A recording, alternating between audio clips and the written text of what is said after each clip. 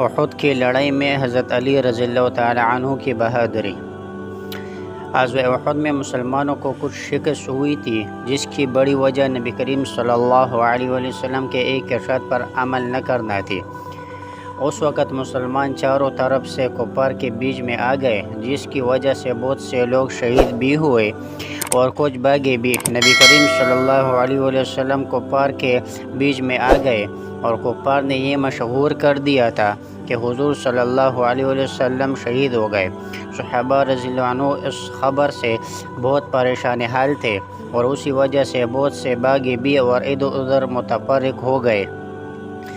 حضرت علی رضی اللہ تعالی عنہ فرماتے ہیں کہ جب کفار نے مسلمانوں کو گھیر لیا اور حضور صلی اللہ علیہ وسلم میرے نظر سے اجل گئے تھے، تو میں نے حضور صلی اللہ علیہ وسلم کو اول زندوں میں تلاش کیا، نہ پایا، پھر شہیدوں میں جا کر تلاش کیا، وہاں بھی نہ پایا۔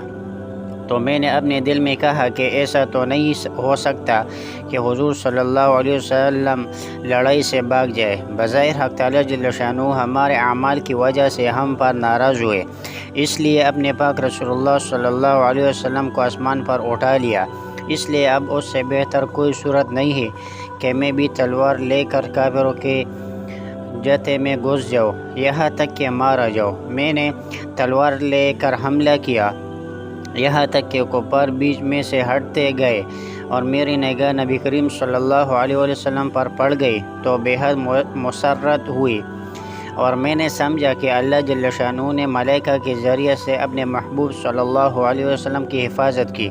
میں حضور صلی اللہ علیہ وسلم کے پاس جا کر کھڑا ہوا کہ ایک جماعت کفار کے حضور صلی اللہ علیہ وسلم پر حملہ کے لیے آئی۔ حضور صلی اللہ علیہ وسلم نے فرمایا، علی اس کو روکو۔ میں نے تنہا اس جماعت کا مقابلہ کیا، ان کے منہ پھیر دیے اور بعضوں کو قتل کر دیا۔ اس کے بعد پھر ایک اور جماعت نبی کریم صلی اللہ علیہ وسلم پر حملہ کی نیت سے بڑھی۔ آپ صلی اللہ علیہ وسلم نے پھر حضرت علی رضی اللہ تعالیٰ عنہ کی طرف اشارہ فرمایا، انہوں نے پھر تنہا اس جماعت کا مقابلہ کیا۔ اس کے بعد حضرت جبرائیل علیہ السلام نے آ کر حضرت علی رضی اللہ تعالیٰ عنہ کی اس جوان مردی اور مدد کی تعریف کی۔ تو حضور صلی اللہ علیہ وسلم نے فرمایا، انہ منی وانا منہ، بے شک علی مجھ سے ہے اور میں علی سے ہوں، یعنی کمال اتحاد کی طرف اشارہ فرمایا۔